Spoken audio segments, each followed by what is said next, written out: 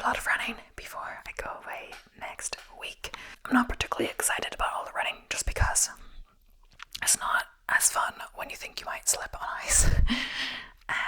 I've been careful since yesterday. I was just going whatever pace I felt like, and if I noticed it was icy, I would just go a bit slower, etc. But next week I'm gonna have some like speed stuff, and I'm like, I'm not gonna do that if it's icy, etc. So maybe it'll be less slippy on a track. We'll see if I can do that, the speed portion at least on the track. But especially like a 3-mile run, I don't really want to do a speed session on that, but I guess I could adjust it, etc. We'll see. But either way, thank you for tuning in, and let's get straight into today's video. So today's video is all about like scientific discoveries made in 2024, so I thought some kind of wrap-up video in the new year would be like suitable for doing. But yeah, so I just found this, so why not? So 9 of the most remarkable scientific discoveries of 2024. So as the year winds down, we wanted to take a look back at some of the top scientific discoveries that happened in 2024, from groundbreaking medical advances, major space exploration, and ancient genetics. Here are some of the year's most exciting advancements. So, HIV prevention drug lenacapavir has shocking results. In 2022, health organizations across the globe, including the Food and Drug Administration (FDA) in the US, approved the drug lenacapavir as a treatment for HIV/AIDS. In 2024, the results of 2 drug trials sponsored by lenacapavir's makers, Gilead Sciences, saw that the drug had a 96% success rate in one trial, while the other trials showed a 100% success rate. So, lenacapavir can be used as a pre-exposure prophylaxis, B or EB, and will be administered as a subcutaneous shot given twice a year. It's similar to Truvada, a once daily pill that can help prevent HIV/AIDS. Taking pills can sometimes be less effective since not everyone remembers to take them every day, making the shot a good alternative. Lenacapavir targets HIV capsid protein, the shell that protects a virus's genetic material. As more research is done on the drug, it's possible that other vaccines that attack the capsid proteins of other viruses could emerge. So the journal Science has named this discovery the 2024 breakthrough of the year. So, completed map of the fruit fly brain. In October 2024, researchers released a completed map of nearly 140,000 neurons in a fruit fly, Drosophila melanogaster brain. The wiring diagram, or connectome, could help experts understand how humans' minds process thoughts, make decisions, and store memories. So the mapping process took an international research team 10 years to complete. Along with counting neurons, the team also looked at and mapped millions of synaptic connections. To map the fruit fly brain, the research team removed the fly's brain, which was about the size of a poppy seed, covered it in resin, and let it harden into a block. Then the team shaved off ultra-thin pieces of the block, thinner than human hair, and photographed each piece with an extremely high-resolution microscope. With over 1 million images, the team identified neurons and synapses before using a computer program to create a 3-dimensional model of the brain. Imagine doing that on that scale, but I guess like scientists will experience with that, but like that would be like tiny, you know? So, new super Earth found in a habitable zone. In January 2024, NASA announced the discovery of a super Earth about 137 light years away from us. The planet TOI 715b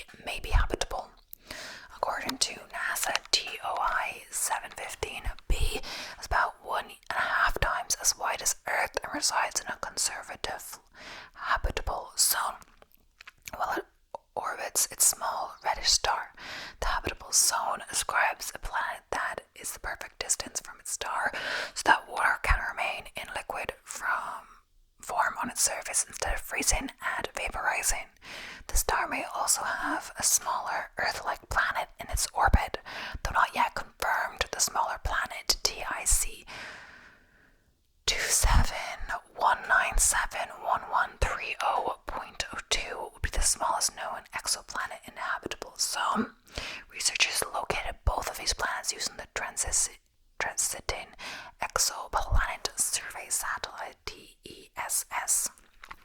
So, Neanderthal and human breeding timeline. So it's no secret that humans, Homo sapiens, and Neanderthals at one time interbred, since Neanderthal DNA has been found in human genomes.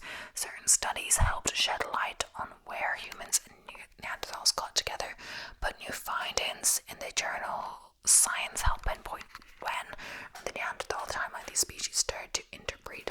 And honestly, what exactly is a Neanderthal? I don't know.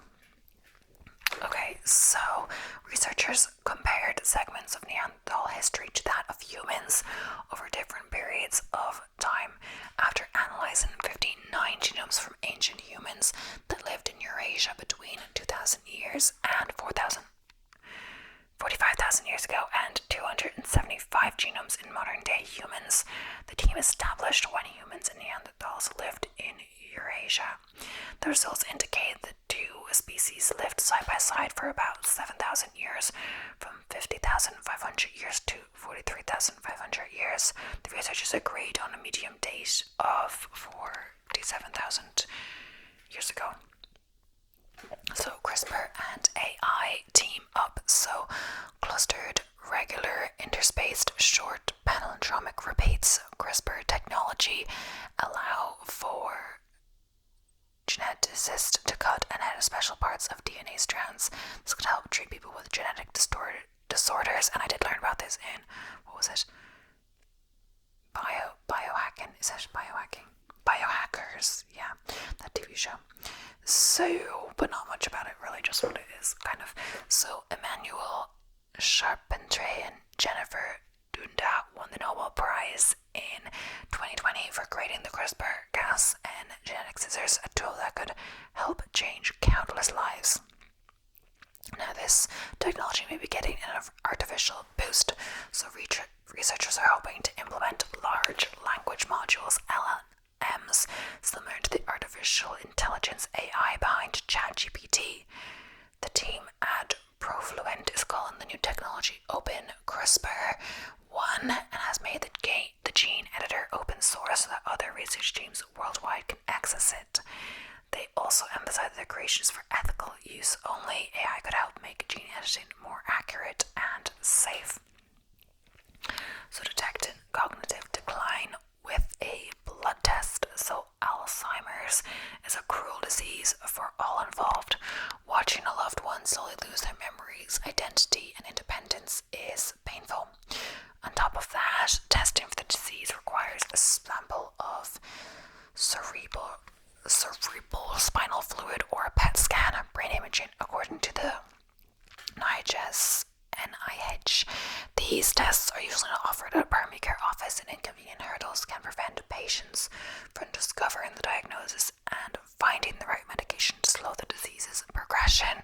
However, in 2024, a study partially funded by the NIH revealed that a simple blood test could accurately detect if a patient had Alzheimer's. Researchers tested blood samples from over 1,200 older adults, some in memory care and some in primary care.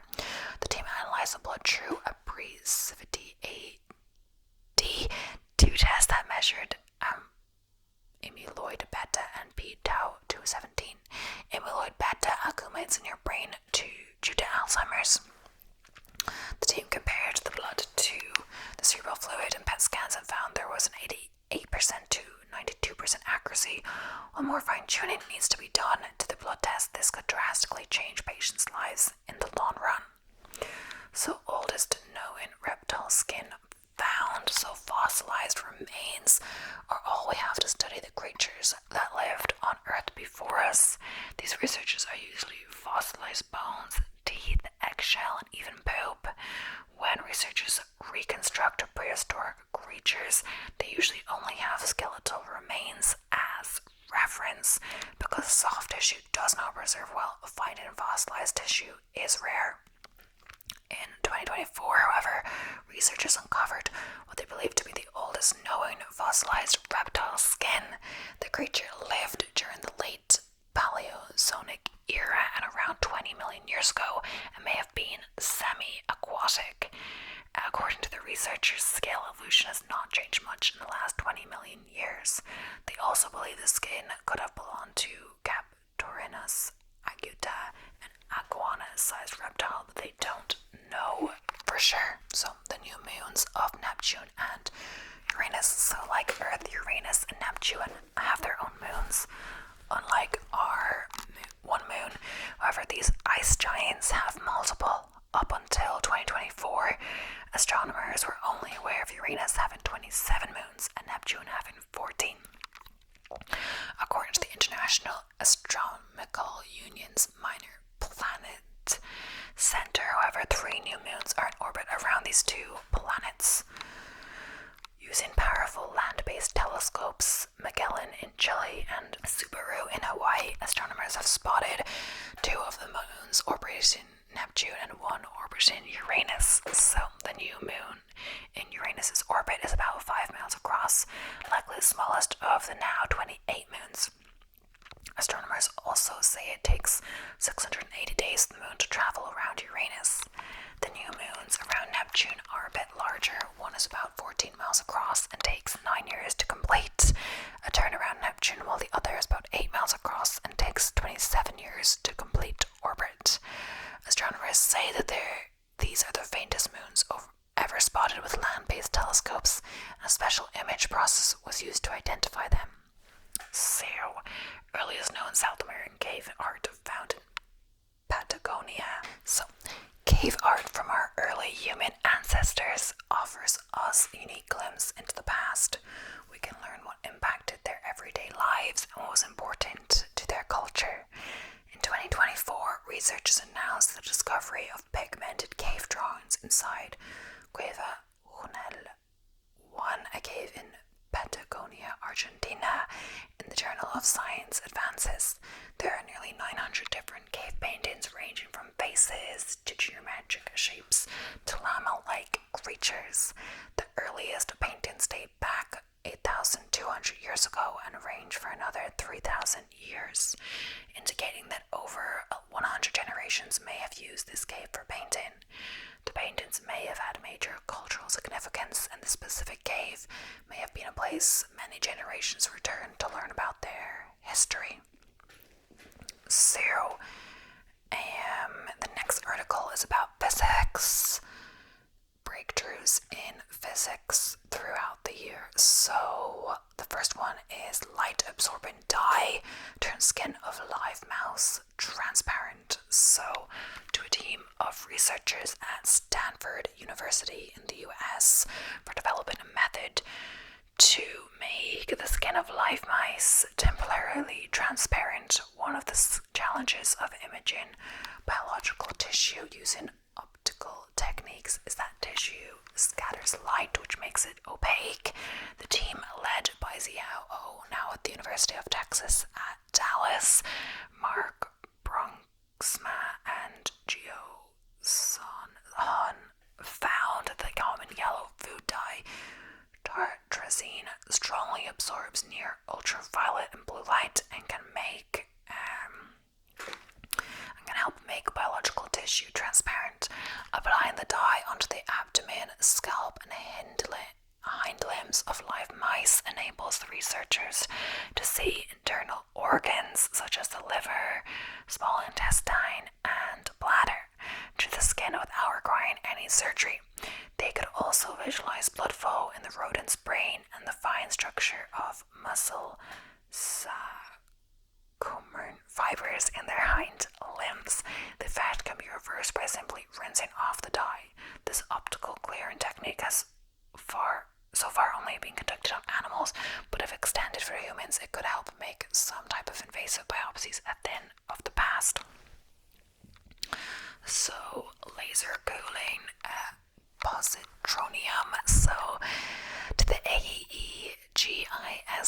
Administration of CERN, and sorry for any mispronunciations as usual, and Kosuke Yoshioka and colleagues at the University of Tokyo for independently demonstrating laser cooling of positronium, an atom-like bound state of an electron and positron is created in the lab to allow physicists to study antimatter. Currently, it's created in warm clouds in which the atoms have a large distribution of velocities, making precision spectroscopy difficult. Cooling positron to low temperatures could open up novel ways to study the properties of antimatter. It also enables researchers to choose 1 to 2 orders of magnitude more anti-hydrogen and anti-atom comprising positron and anti-proton. That's of great interest to physicists. So the research also paves the way to use positron to test current aspects of the standard model of particle physics, such as quantum electrodynamics, which predicts specific spectral lines, and to probe the effects of gravity on antimatter. So, modeling lung cells to personalize radiotherapy. To Roman Bayer at the University of Surrey, UK, Marco Durant from the GSI Helmholtz Center for Heavy Iron Research, Germany, and Nicolo Congo from GSI and Massachusetts General Hospital / Harvard Medical School, US, for creating a computational model that could improve radiotherapy outcomes for patients with lung cancer. Radiotherapy is an effective treatment for lung cancer but can harm healthy tissue. To minimize radiation damage and help personalized treatment, the team combined a model of lung tissue with a Monte Carlo simulator to simulate irradiation of alveoli, the tiny air sacs within the lungs, at microscopic and nanoscopic scales. Based on the radiation dose delivered to each cell and its distribution, the model predicts whether each cell will live or die and determines the severity of radiation damage hours, days, months, or even years after treatment. Importantly, the researchers found their model delivered results that matched experimental observations from various labs and hospitals, suggesting that it could, in principle, used within a clinical setting. So a semiconductor and a novel switch made from graphene. To Walter De Heer, Lai Ma and colleagues at Dion University and the Georgia Institute of Technology, and independently to Marcelo Luzanda Hildeglo of the University of Manchester and a multinational team of colleagues for creating a functional semiconductor made from graphene and for using graphene to make a switch that supports both memory and logic functions respectively. The Manchester-led team's achievement was to harness graphene ability to conduct both protons and electrons in a device that performs logic operations with a proton current while simultaneously encoding a bit of memory with electron current. These functions are normally performed by a separate circuit elements which increase data transfer times and power consumption. Conversely, De Heer, Ma and colleagues engineered a form of graphene that does not conduct as easily. Their new Fe graphene has a band gap that, like silicon, could allow it to be made into transitor, but with favorable properties that silicon lacks, such as high thermal conductivity. So, detecting the decay of individual nuclei. So, to David Moore, Yan San Wan, and colleagues at Yale University, US, for detecting the nuclear decay of individual helium nuclei by embedding radioactive lead 212 atoms in a micron-sized silica sphere and measuring the sphere's recoil as nuclei escape from it. Their technique relies on the conservation of momentum, and it can cause forces as small as 10 to the power of 20 and accelerations as tiny as 10 to the power of minus g is a local acceleration due to the Earth's gravitational pull. The researchers hope that a similar technique may one day be used to detect neutrinos, which are much less massive than helium nuclei, but are likewise emitted as decay products in certain nuclear reactions. So, two distinct descriptions of nuclei unified for the first time. So, to Andrew Deniston at MIT in the US, Thomas Jesso at Germany's University of Münster, and an international team for being the first to unify two distinct descriptions of atomic nuclei. They have combined the particle physics perspective, where nuclei comprise quarks and gluons, with the traditional nuclear physics view that treats nuclei as collections of interacting nucleons, protons, and neutrons. The team has provided fresh insights into short-range correlated nucleon pairs, which are fleeting interactions where two nucleons come exceptionally close and engage in strong interactions for mere femtoseconds. The model was tested and refined using experimental data from scattering experiments involving 19 different nuclei with very different masses, from helium-3 to lead-208. The work represents a major step forward in our understanding of nuclear structure and strong interactions. So, new titanium sphere laser is tiny, low cost, and tunable. So, to Jelena Vuskovic, Joshua Yan, Casper Van Gass, Daniel Lukin, and colleagues at Stanford University in the US for developing a compact, integrated titanium sapphire laser that needs only a simple green LED as a pump source. They have reduced the cost and footprint of a titanium sapphire laser by 3 orders of magnitude and the power consumption by 2. Traditional titanium sapphire lasers have to be pumped with high power lasers and therefore cost in excess of $100,000. In contrast, the team was able to pump its device using a $37 green laser diode. The researchers also achieved 2 things that had not been possible before with a titanium sapphire laser. They were able to adjust the wavelength of the laser light, and they were able to create a titanium sapphire laser amplifier. The device represents a key step forward towards a democratization of a laser type that plays important roles in scientific research and industry. So, quantum error correction with 48 logical qubits and independently able to surface code threshold. So, to Miguel Lukin, Dovel Luvestein, and colleagues at Harvard University, the Massachusetts Institute of Technology, and Era Computing, and independently to Hartmut Nevin and colleagues at Google Quantum AI and their collaborators for demonstrating quantum error correction on an atomic process with 48 logical qubits, and for implementing quantum error correction below the surface level threshold in a superconducting chip, respectively.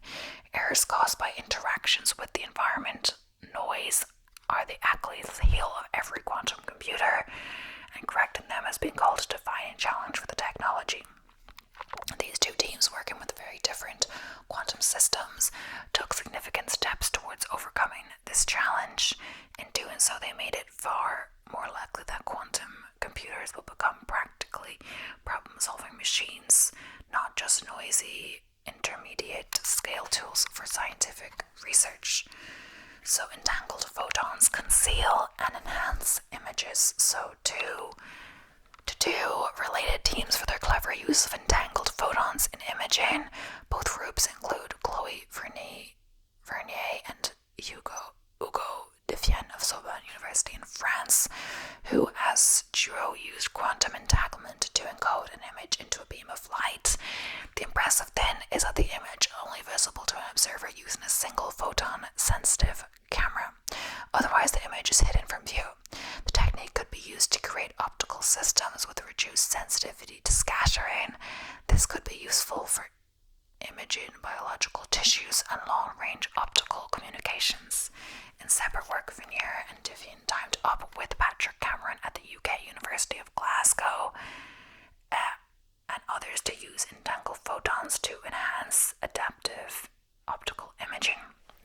The team showed the technique can be used to produce higher resolution images than conventional bright field microscopy. Looking to the future, this adaptive optics technique could play a major role in the development of quantum microscopes. First samples returned from the moon's far side, so the China National Space Administration, for the first ever retrieval of material from the moon's far side, confirming China as one of the world's leading space nations. Landing on the lunar far side, which always faces away from Earth, is difficult due to distance and terrain of giant craters with few flat surfaces. At the same time, scientists are interested in the unexplored far side and why it looks so different from the near side. The Change 6 mission was launched on the 3rd of May, consisting of 4 parts: an ascender, a lander, returner, and orbiter. The ascender and lander successfully touched down on the 1st of June in the Apollo Basin, which lies on the northeastern side of the South Pole at Kent Base. The lander used its robotic scoop and drill to obtain about 1.9 kilo of materials within 48 hours. The ascender then lifted off from the top of the lander and docked with the returner's orbit before the returner headed back to Earth, landing in Inner Magnolia on 25th of June.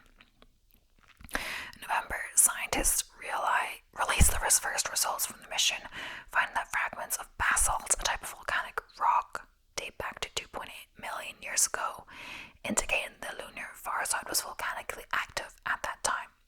Further scientific discoveries can be expected in the coming months and years ahead as scientists analyze more fragments. But yeah, that's the end of that article, and honestly I don't think I'll do another one because don't have one. Well, let's see. I guess there are more here, but either way, I don't think that's the end for today's video. My voice is sore trying to pronounce that article, which I misspelled, said everything wrong. Oh well. Also, I want to do my workout. But yeah, thank you so much for watching. I hope you enjoyed. Please don't forget to subscribe if you haven't already. I'll be seeing you in the next one.